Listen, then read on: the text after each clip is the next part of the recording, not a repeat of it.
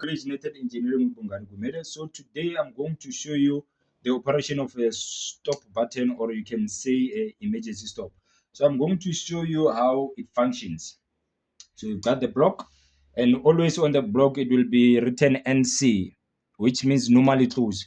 So always on your when you test from 1 to 2 of your emergency stop or your stop button, you must always have current flow, or you must always have continuity, unless if it is pressed. Okay, so let me show you. So this one is just a stop button.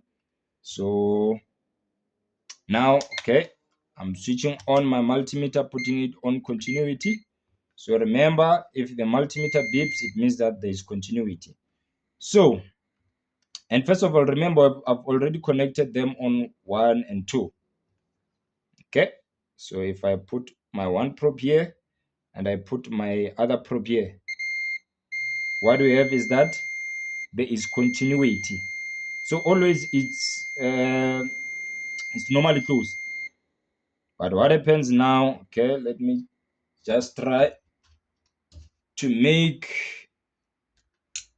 these ones a little bit longer so that we can actually switch it off and on. Okay, just for testing purposes. Okay, so I've got my other probe here. Okay, so if I press, what does your multimeter says? It says OL, open link or open loop.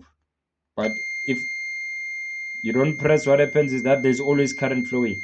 So always, let's say you are running your motor is running, and you want it to stop. You just press it, and immediately when you press it, it makes your contactor to de-energize.